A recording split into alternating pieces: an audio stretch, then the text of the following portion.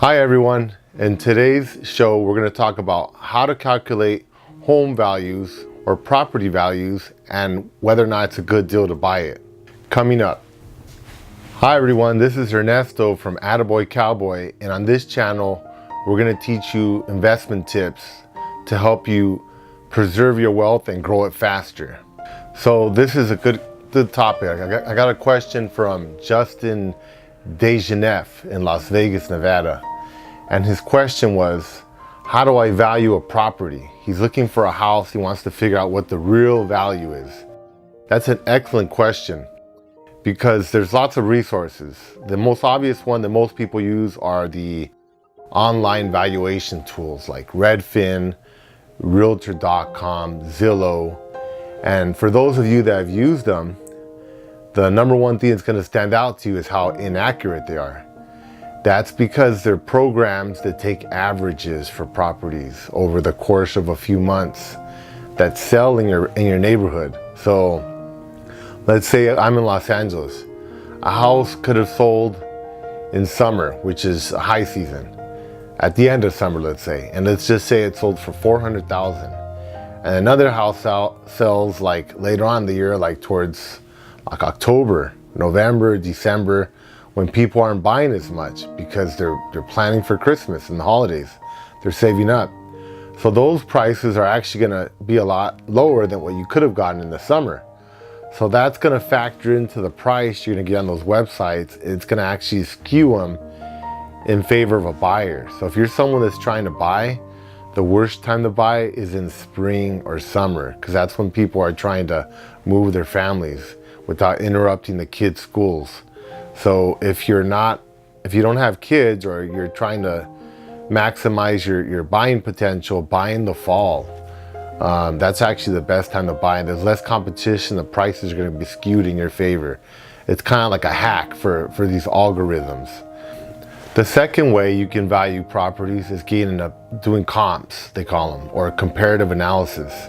You go online, you go on the MLS.com, you go on the newspaper, again, Zillow, Redfin, any of these real estate sites that are online, and look at the prices of the properties in your area and do a comparative analysis. In this example, we'll say you're looking for a 2-bedroom house and look at what the prices are going for. Get like 10 houses that are for sale in the neighborhood that you want.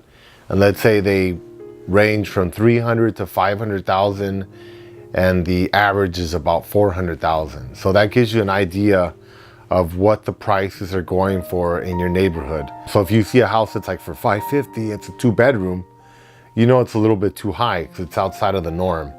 If you see something that's 250, that's way low. That's a good deal. So you might want to look into why it's so cheap. You know, does it have a roof on it or what the deal is, right? So now your third option is going to be hiring a professional appraiser. Now that can be costly, but it can be money well spent. If you're looking to buy a property, spending $500 or $1,000 or whatever for the appraisal might not be that much money if it saves you a lot of money in the long run, right? The only thing is that in my opinion, I haven't gotten very many appraisals that are accurate because again, they work kind of like those websites. They take in averages of past sales. So I was looking at a property and it was listing at $450, all right? That property was listed in September. It took into account all the hot summer sales, all right? Now no one was buying in September anymore. Prices were dropping. So that property was actually worth around $375 to $400 based on what I calculated looking on the properties for sale. Because people were listing their houses at $450, the 2 bedrooms, and they weren't actually able to sell them. So they start reducing the price down. So the appraiser was appraising at $450, but it really wasn't worth that because they're using old data. Now the appraisers are definitely better than the computers because they can look at subjective issues like how close you are to transportation, the view, trees, stuff like that. The problem with programs and algorithms and robots is that they look at them black and white. Is this a 2-bedroom, 3-bedroom, 4-bedroom? And we all know that they're not all the same. They look totally different. So that it does make a difference, but still they use a program, and they do use some of their insight, but it's not enough to really make up for the changes in the market. Okay, so now I'm going to show you some of the strategies I use to survey properties and see if they're a good investment for myself or for a client. Okay, so the first strategy is I calculate the price per square foot in that area. So let's say I'm looking in a neighborhood like Whittier, California, and I'll get all the 2 bedrooms in the area, and some of them might be 400,000, some might be 300,000, some might be 250,000. I'll calculate them all out and I'll take the average. But obviously that's not that easy because there's a lot of other variables, like how many square feet the lot is, how many square feet the property is, and all that kind of stuff, right? So let's say the property's 300,000 and it's 1,000 square feet. I'll just divide the property value by the square footage. So that'll tell me that this property is selling for $300 per square foot, livable space, not the lot space. So you can do the same thing with the lot space. So you could say, okay, the house is 1,000 square feet.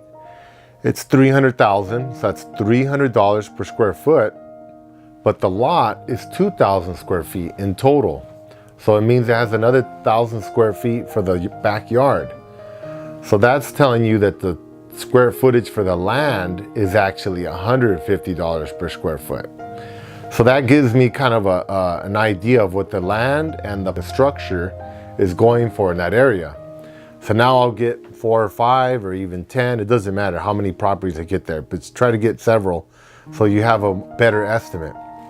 I'll take the averages. I'll say this one's 350, this one's 400, this one's 250, and I'll take the average. Let's say I get 3 of them, get those 4 numbers, divide them by 4. I get $300,000, let's say. So that gives me an idea.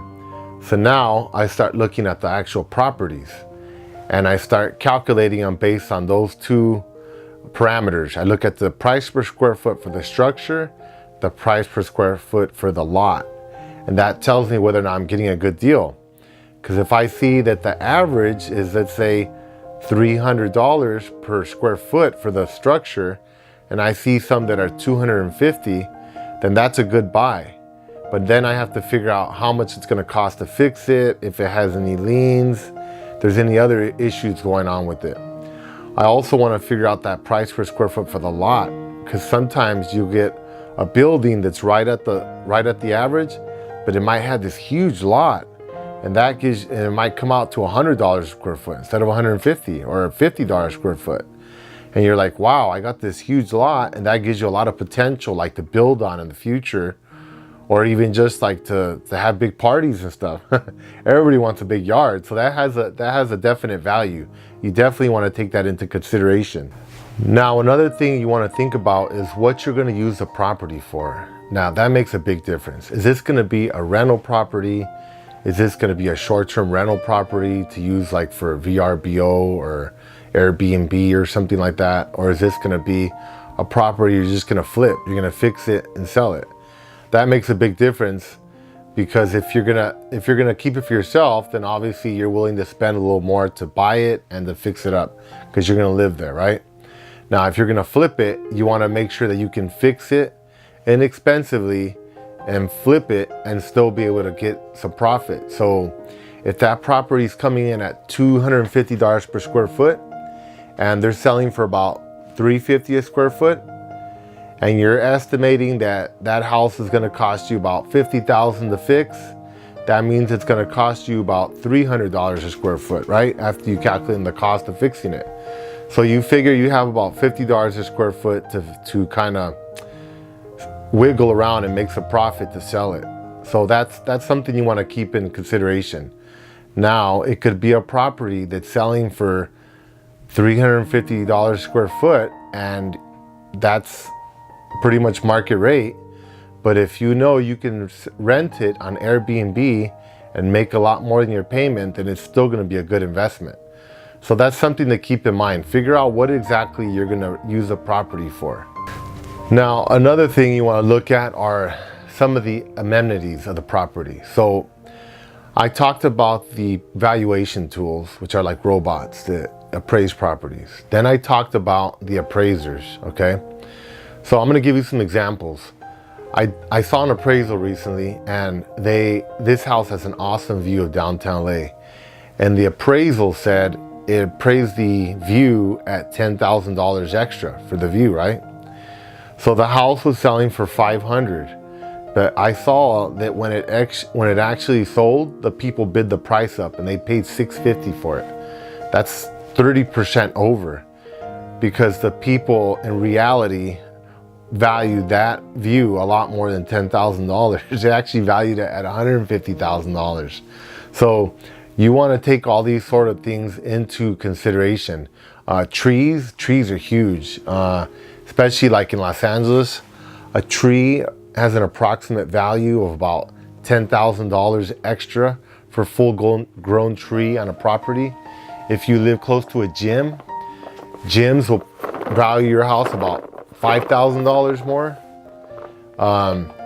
If you have something like a basketball court, a tennis court, it can bring in about another $50,000. But again, that's going to depend on what neighborhood you live in and the demand for those amenities. I know when I bought a house down in South Central, my neighbors didn't like trees. So they kept asking to cut the trees down, and I noticed the whole street was bare. So there's a very low value, perceived value for trees there, because they think about just like cleaning up leaves and stuff like that. But if you go to Brentwood or a nicer neighborhood, Beverly Hills or something, you can barely even see the houses. They're buried in trees because they really like trees there. So they have a higher perceived value. So the people that are buying in that area are more willing to pay extra for trees. So that's something you have to look at. That's another thing that's not taken into account in some of these appraisals. They don't take into account these intangibles. I looked at this house for my brother. It was on the same street as a metro bus station and a train station. So you could pretty much jump into the metro and get anywhere in Los Angeles. And in Los Angeles, that's like gold because of the traffic. I mean, that's going to save you a lot of time. And Los Angeles is not like New York. We don't have the access to all the same transportation infrastructure that they have. So we don't have train stops everywhere. So this was huge. I told my brother, this place is awesome. You can get anywhere like in minutes. So you should get this place. This place was listed at $350,000. It was in East Los Angeles.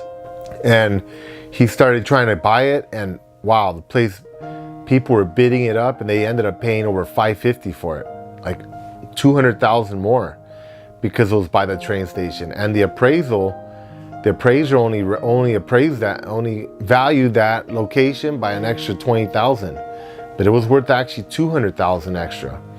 So you really have to look at the intangibles of what that neighborhood is offering. Another thing is macroeconomics. So macroeconomics is small scale economics, like neighborhoods, like streets.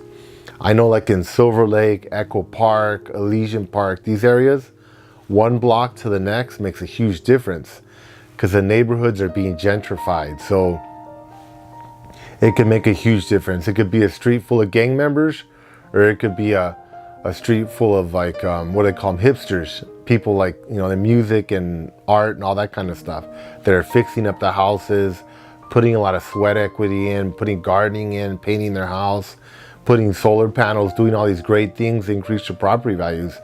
And when you drive down that street, other people are going to say, hey, I like this street. I want to live here. Guess what?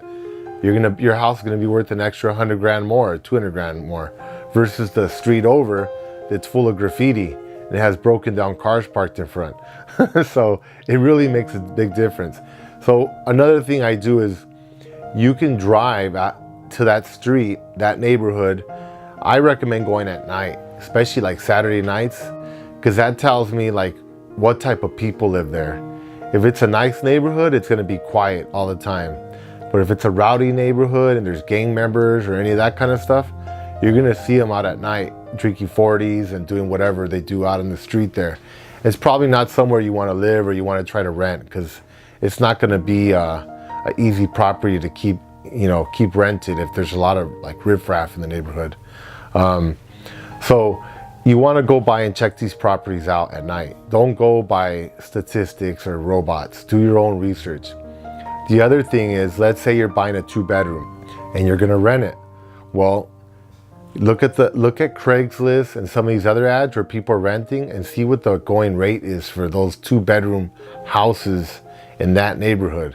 Those are really good. Those really help you evaluate properties well, because if you're looking at a $1,500 payment, let's say you're buying a $300,000 house that's 1,000 square feet, and your payment's going to come out to $1,500. Well, go look on Craigslist, and if you're seeing the 2 bedrooms are going for $2,000, then that's going to tell you, hey, I can make $500 right off the bat every month. That's $6,000 a year. That's a good investment. I'm going to buy this property. But if you look on Craigslist and that same place is renting for $1,000, then you know you're going to be in the hole in $500 a month. And that might be okay, because you're not always going to buy properties that are cash flowing right off the bat, okay? But you have to look at least knowing what's coming ahead of you, so you can budget for it. So you can say, hey, you know what? I can plan for this. I have an extra $6,000 for the year to spare. And this neighborhood is gentrifying really fast. And 2 blocks over, they're renting for $2,000 instead of $1,000. So that tells you, hey, you know what? People are going to come to that block and they're going to want to spill over. So you're going to be at $2,000 rent pretty soon anyway. So it's a good investment. It's actually good to get in right on the edges of those neighborhoods, because they start spilling over and they spread.